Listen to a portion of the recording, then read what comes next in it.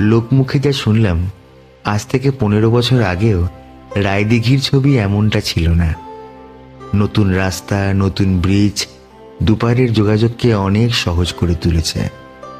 রায়দিঘি পৌঁছে ঠিক করা হলো এখান থেকে 7 কিলোমিটার দূরে জটার দেউল পড়ে, সেখানে একবার যাওয়া যাক।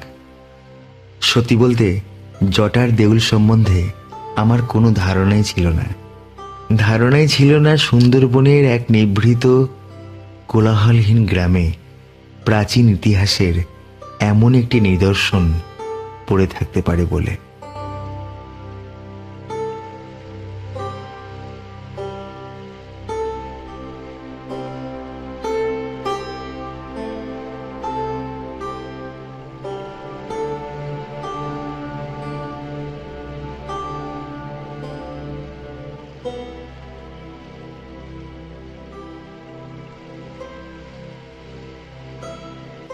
জটার দেউল এমন এক বিশালাকায় প্রাচীন স্থাপত্য, প্রথম দর্শনে একজন দর্শকের ভাবনাকে স্তম্ভিত করে দেবার ক্ষমতা রাখে।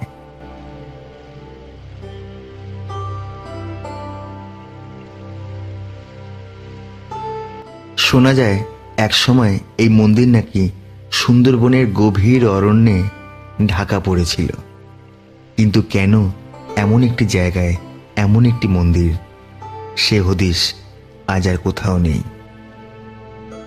বিভিন্ন ইতিহাসবিদ বিভিন্ন সময় তাদের মতামত রেখেছেন। কাশীনাথ দীক্ষিতের মতে এটি লিঙ্গরাজ ও কোণারকের সময়কালীন উড়িষ্যার স্থাপত্য শিল্পের একটি নিদর্শন।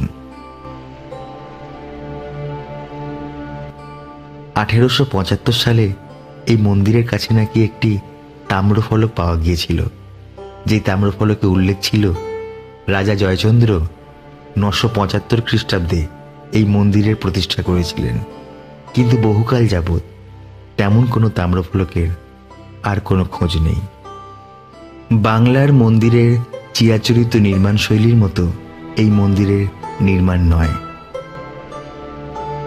স্থানীয় মানুষের বিশ্বাস একসময় এই মন্দির হিন্দু দেবতা দেবাদিদেব মহাদেবের নিবাস ছিল। তাই এই মন্দিরের নাম জটার দেউল। জটার অর্থ শিব।